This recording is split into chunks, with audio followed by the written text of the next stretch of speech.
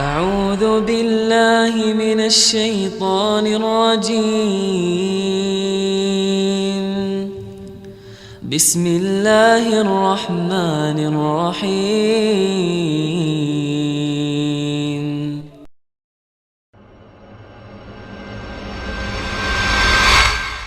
Ada beberapa hal yang perlu kita lakukan agar kita dapat cinta Allah. Kalau kita dapat cinta Allah, ibu-ibu nggak usah repot memikirkan cinta suami. Suami akan cinta sama ibu-ibu. Al-Imam Ibnul Qayyim rahimahullahu ta'ala dalam kitabnya Madarijus Salikin menyebutkan ada 10 perkara untuk mengundang cinta Allah Azza wa Jalla. Yang pertama, membaca Al-Quranul Karim. Bukan hanya hurufnya yang dibaca, tapi maknanya yang didalemin. Kadangkala ibu-ibu punya masalah besar sama suami, sama tetangga, bingung solusinya di mana. Allah turunkan Al-Quran. Dzalikal kitabu la raiba fih hudan lil muttaqin. Itu kitab tidak ada keraguan di dalamnya, petunjuk buat orang-orang yang bertakwa. Kalau punya masalah, baca Quran. Sama artinya. Itu petunjuk bagaimana kita menghadapi rumah tangga kita, menghadapi tetangga kita, menghadapi anak-anak kita, menghadapi bangsa kita. Allah telah turunkan petunjuk. Jangan lupa membaca plus tadabbur. Ada yang suka baca suratul Waqiah, ada yang suka membaca suratul Kahf, ada yang suka membaca suratul Yasin, ada yang suka membaca surat Tabarak. Quran semuanya petunjuk dari Allah Azza wa Jal, tapi tolong ditadabburinya. Orang baca Al-Waqiah, kenapa? Kenapa baca Al-Waqiah? Supaya nggak miskin.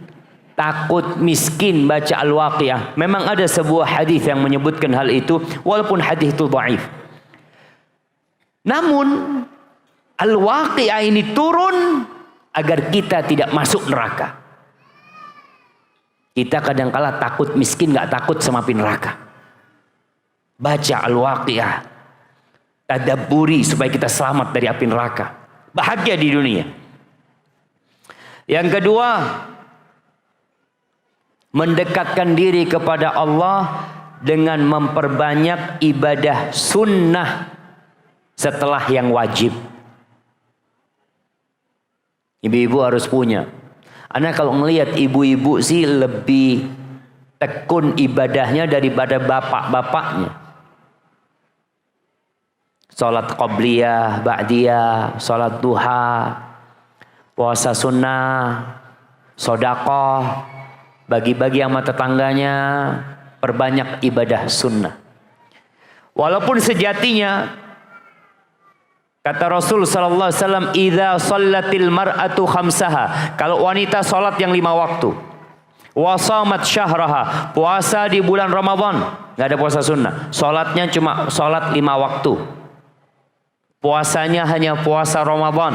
Wa ata'at zaujaha, dan taat sama suaminya.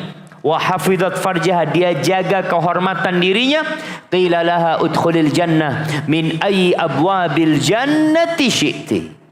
Dipersilahkan masuk surga dari pintu mana saja yang mau.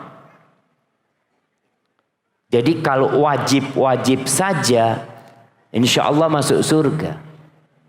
Tapi kalau plus sunnah, masuk surga plus dicintai Allah Azza wa Jalla. Maka kalau mau cari cinta Allah, perbanyak ibadah sunnah.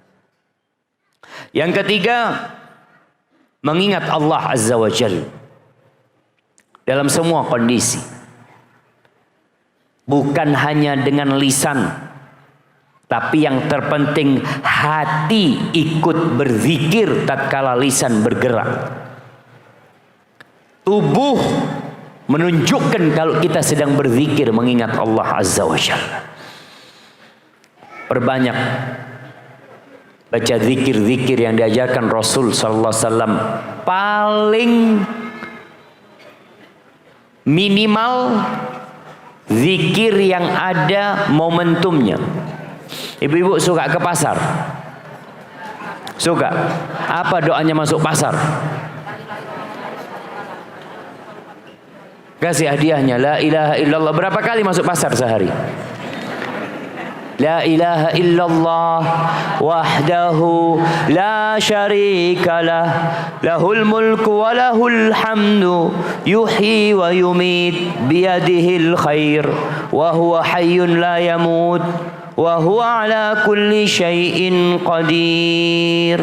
Atau baca la ilaha illallah wahdahu la syarika lah, lahul mulku wa lahul hamdu, wa huwa ala kulli syai'in qadir. Masuk pasar, tempat yang paling dibenci Allah, yang kita ingat adalah Allah, yang tiada yang berhak disembah kecuali Allah azza wa jalla. Itu tuh zikir. Keluar rumah berzikir, masuk rumah berzikir, naik kendaraan berzikir. Sesuai dengan kadar zikir kita, sebesar itu cinta Allah sama kita. Dalam sebuah hadis qudsi dikatakan, "Idza dzakarani fi nafsihi dzakartuhu fi nafsi." Kalau tuh hamba mengingatku di dirinya, aku mengingat dia, kata Allah, di diriku jalla jalaluhu. Yang keempat, lebih mementingkan cinta Allah daripada hawa nafsu kita. Kita punya banyak keinginan, tapi kalau ternyata Allah nggak suka dengan keinginan kita, tinggalkan. Orang kepingin punya rumah, ibu-ibu kepingin punya mobil, tapi ibu-ibu dipanggil haji. Kalau mampu berangkat haji, apa beli mobil? Kalau mampu bangun rumah, apa berangkat haji? Tapi banyak orang udah punya rumah, udah punya mobil, punya sawah, mau mati baru haji. Udah tua, saya mau haji, baru dijual lagi rumahnya, dijual lagi tanahnya. Kenapa sejak dulu nggak dijual berangkat haji?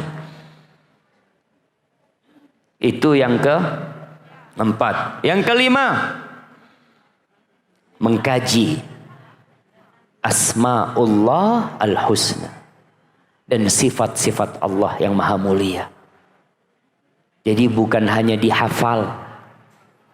Huwallahu alladzi la ilaha illahu alimul ghaibi wasyahadah huwar rahmanur rahim.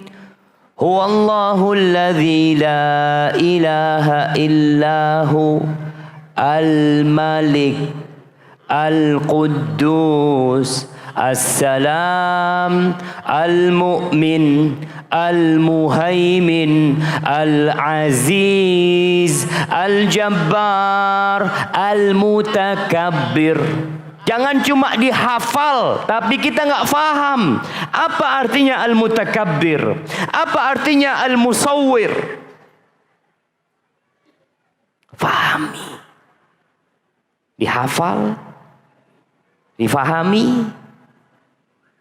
Ketika engkau faham tentang Allah, engkau akan cinta sama Allah azza wa jalla. Gimana kita tidak akan cinta dengan Ar-Rahmanir Rahim? Kalau di kampung kita ada orang yang dermawan, yang baik hati, kita suka dan cinta sama dia. Maka tolong difahami Asma'ullah al-Husna dan sifat-sifat Allah, agar kita bisa beribadah kepada Allah seakan-akan melihat Allah. Sampai maqamul ihsan. Kalau nggak mampu, paling tidak kita memiliki keyakinan Allah sedang memandang dan melihat kita. Yang keenam, pandanglah kebaikan-kebaikan Allah sama kita. Kita tuh lebih sering mengeluh daripada bersyukur. Seakan-akan pemberian Allah tuh sedikit. Dikasih musibah sedikit, lupa dengan nikmat sepanjang masa yang Allah berikan kepada dia. Dikasih penyakit, ada yang dikasih kanker, Umur berapa dikasih kanker? Umur 55 tahun. Lupa dengan nikmat Allah selama 54 tahun Allah kasih nikmat sehat sama dia. Pandang kebaikan Allah sama kita. Allah kasih mata sama kita. Jangan lupa nikmat mata gara-gara penyakit kanker yang kita derita. Jangan lupa dengan nikmat jantung gara-gara kanker yang menimpa kita. Jangan lupa dengan nikmat lisan gara-gara kanker yang menimpa kita. Karena sebagian orang merasa seakan-akan Allah tidak memberikan apa-apa sama dia. Bahkan mulai suudzon sama Allah, berburuk sangka sama Allah. Maka pandang kebaikan Allah. Lihat ya Allah, betapa banyaknya kebaikan Allah sama kita, kita akan cinta sama Allah. Yang ketujuh, kita perlu tunduk bermunajat kepada Allah. Menunjukkan bagaimana kelemahan kita dan kebesaran Allah. Tunjukkan kalau kita makhluk yang lemah, yang penuh dengan dosa, ya Allah. Kemudian yang kedelapan, menyendiri bersama Allah. Kita perlu punya waktu menyendiri sama Allah. Khususnya di sepertiga malam akhir. Ketika Allah turun ke langit dunia mengatakan, hal min sa'ilin fa'utiyah. Apakah ada yang mau minta sama aku sekarang? Aku kasih, kata Allah. Wa hal min mustaghfirin fa'aghfiralah. Ada yang memohon ampun sama aku sekarang, aku ampuni. Teteskan air mata kita. Di sepertiga malam akhir tatkala semua tenggelam dalam tidurnya, Rasulullah SAW menyebutkan tentang 7 golongan yang akan mendapatkan naungan dari Allah. Salah satunya, wa rajulun dzakarallaha khalian fafadat 'ainah. Seorang yang mengingat Allah dalam kesendirian, kemudian dia meneteskan air mata. Rasulullah SAW melakukan itu. Dan beliau membangunkan istri-istrinya untuk melakukan hal itu. Jangan hanya menangis karena ditinggal mati suami. Ditinggal kawin lagi sama suami. Menangis. Menangislah karena dosa-dosa yang kita kerjakan. Yang ketujuh, yang kesembilan. Jamaah di atas masih ada tempat? Masih ada? Ya, ibu-ibu silahkan. Tapi ada yang duduk di tangga itu. Nah, jadi yang duduk di tangga ini membuat orang melihat kayaknya full di atas. Baik, yang kesembilan, duduk sama orang-orang soleh. Agar kita dapat berkahnya ucapan-ucapan mereka, majelis-majelis mereka. Jangan hanya kumpul arisan. Kumpul arisan, duduk semuanya, apa yang dibawa? Tas. Taruh tas. Ini pengajian semua taruh tas. Pamer tasnya.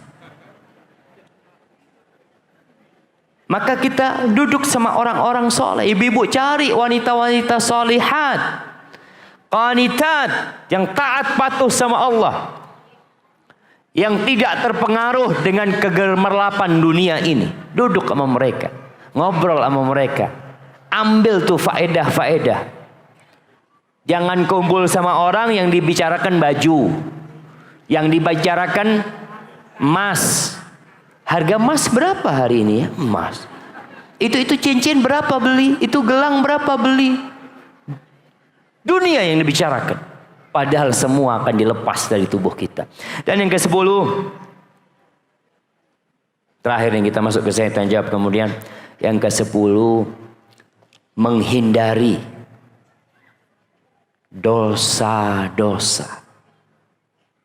atau perbuatan-perbuatan walaupun mubah, kalau pada akhirnya bisa menghalangi hati kita dari cinta kepada Allah Azza wa Jalla. Banyak makan, banyak hiburan, itu bisa menghalangi hati kita dari mencintai Allah Azza wa Jalla. أعوذ بالله من الشيطان الرجيم بسم الله الرحمن الرحيم